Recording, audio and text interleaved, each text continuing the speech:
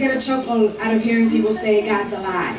Not because it's funny that my Father in the sky is being denied, but because it revives memories so close nearby when I myself tried to defy Jesus Christ.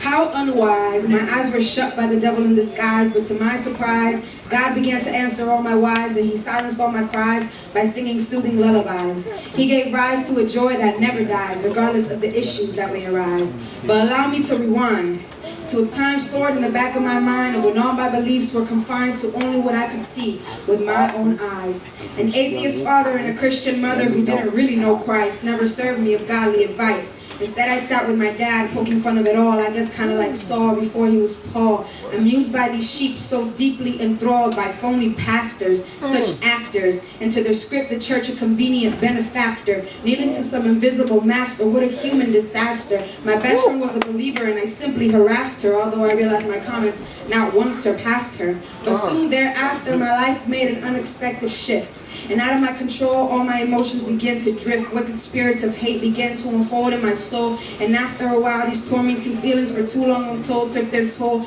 And in desperate search for an ease to the pain, death became my next goal. I remember being in my room one Monday afternoon with my mind made up to soon be lying in my tomb. All my energies consumed, and then I heard a little tune. It was my best friend's face on the screen of my phone.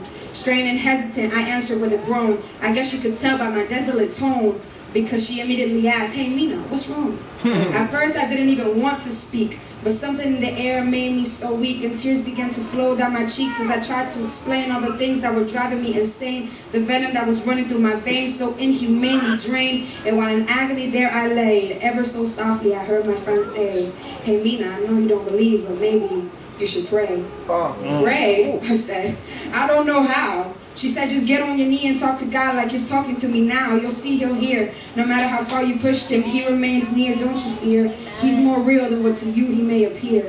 So in my desperation, I called out to him. I said, "I don't know who you are. I don't know where you are. I don't know what you are. But if you really are, I need you."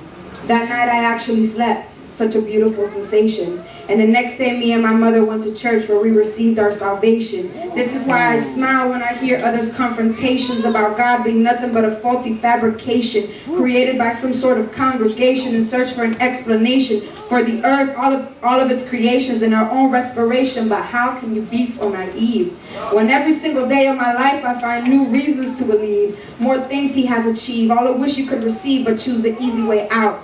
Like for you, there's no doubt that the earth came about with a big bang and a floating rock made all life sprout. But in my mind, I can't piece out. I can't envision how such perfection came about through a simple collision. How our composition can be of such precision without behind it being the hands of a skilled technician with a purposeful mission.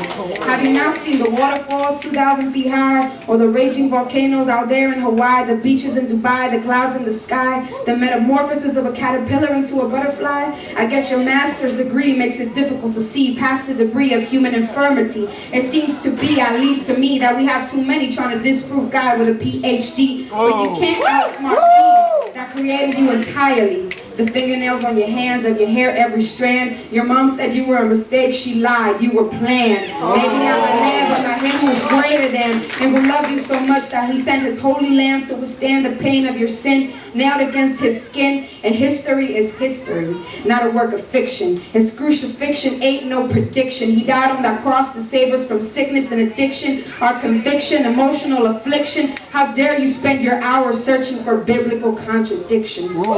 Did you not know the author is the king of all kings, who knows all time and all things, the creator of the jungle, the winter and the springs? He doesn't make mistakes. But like I said, I can relate to thinking this was all fake. But after 46 years of being an atheist, hardcore, after time and time again telling my pastor, I don't care to hear about your Lord, today my Father stands and adores the same Lord that for so long he ignored. And to me there is no greater proof of God than my Father being restored. See, my God never fails to bring miracles to life. To the sick and blind, he'll return their sight. He heals from cancer overnight, and in the middle of the darkness he will be the light, shining so bright. Despite any fight the devil might ignite, my soul delights in knowing his might. I can feel him at the the end of my fingertips as praises exit my lips, and he fills me up and my heart skips. Of my old man every bit he strips. He permits me to be ripped in two just so he can undo and renew me all the way through. And many look at me and say, you're wasting your time writing these rhymes, bending your spine before some dead God. It's all just a lie, and that's perfectly fine. I really don't mind, because even if my God wasn't real, I didn't waste my time. But what about you? What if your day comes and you realize my God is true? What you gonna do? What's gonna be your excuse? Who will you accuse? That's why I say now is the time you gotta choose. There is nothing to lose. Trust me, I know I walked in those shoes, but God changed them to glass slippers like a princess deserves. So for the rest of my life, Yahweh, I will serve. For the rest of my life, my eyes will look to the skies, because there is no love like the love of my Christ.